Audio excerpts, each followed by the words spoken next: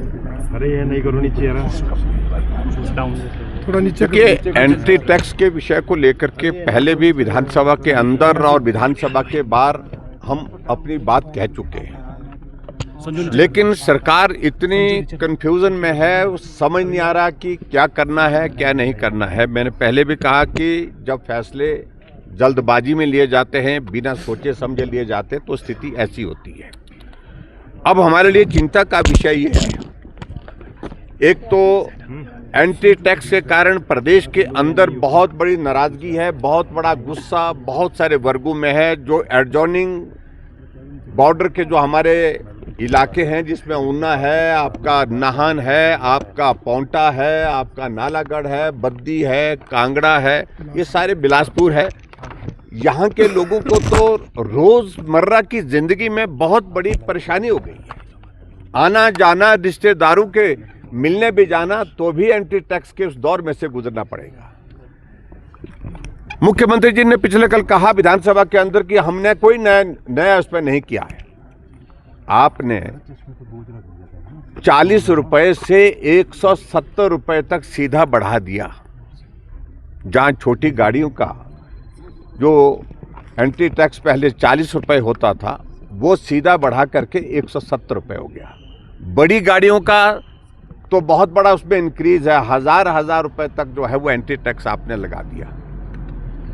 एक पार्ट तो यह है कि जिसके कारण हिमाचल के लोगों के लिए बहुत बड़े परेशानी की एक स्थिति आई है, लेकिन इससे बड़ा कारण और ये बन गया कि हिमाचल के लोग पंजाब में जाते हैं, हरियाणा में जाते हैं। अब पंजाब और हरियाणा वालों ने इसका संज्ञान लेकर के अगर हिमाचल वालों ने अपनी यहाँ की गाड़ियों, उनकी गाड़ियों पर एंटी टैक्स बढ़ा दिया है, तो हम भी हिमाचल की गाड़ियों पर एंटी टैक्स जो है लगाएंगे और बढ़ा करके लगाएंगे, ज्यादा लगाएंगे। यहां तक भी समझ में आती है बात, चलो उन्होंने अपनी बात कही, लेकिन अब वहां लोग सड़कों पर निकल गए। उन्होंने धमकी दी है कि आज रात यानी कि 31 तारीख के बाद हिमाचल की गाड़ियों को पंजाब में, हरियाणा में आने से रोकेंगे। यहां तक कि बाकी जनरल गाड़ियों की तो बात छोड़िए, सामान्य गाड़ी की तो बात छोड़िए, लेकिन अब उन्होंने कहा कि अगर मुख्यमंत्री जी भी आते हैं, हम उनके काफिले को भी रोकेंगे, उनका भी घेराव करेंगे। तो ऐसे में एक कानून व्यवस्था की एक स्थिति पैदा हो गई है, जिसके कारण हम सब के लिए चिंता का विषय है। हिमाचल के हर नागरिक की सुरक्षा की जिम्मेवारी प्रदेश सरकार की है, और प्रदेश सरकार को इन सारी चीजों को लेकर के कोई फर्क नहीं पड़ रहा है, कोई चिंता का विषय ही उनके लिए नहीं बन पा रहा है। हम पिछले कल भी विधानसभा के अंदर कहे, लेकिन उसके बाद भी कुछ नहीं किया, और आज भी हम फिर से इस बात को लेकर के कहीं किसी हिमाचल के किसी परिवार के साथ, किसी व्यक्ति के साथ मिसबिहेव ना हो हमारे एडजॉइनिंग स्टेट में एंटर करने पर। ऐसी स्थिति में प्रदेश सरकार को तुरंत जो है इस पर बात करनी चाहिए। बात करने के साथ साथ में जो एंटी टैक्स में जो बेतहाशा इंक्रीज की है, एग्जॉर्बिटेंट इंक्रीज की है, उसको वापस लेना चाहिए। दूसरा, पूरे देश के अंदर प्रधानमंत्री नरेंद्र मोदी जी ने जो मिडिल ईस्ट की एक स्थिति बनी है, उसके कारण डीजल और पेट्रोल की कीमत पर कमी की है।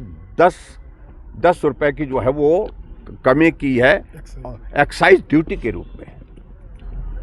लेकिन हिमाचल प्रदेश सरकार विधानसभा के अंदर फिर वही बिल ला करके प्रयत्न कर रही है कि उस बिल को पारित जो किया गया है यहाँ से, जो जिसमें प्रस्ताव किया है विडो और ऑर्फन के नाम पर हम सेस लगाएंगे, और 5 रुपए प्रति लीटर तक वो उसमें जो है परमिसिबल लिमिट रखी है।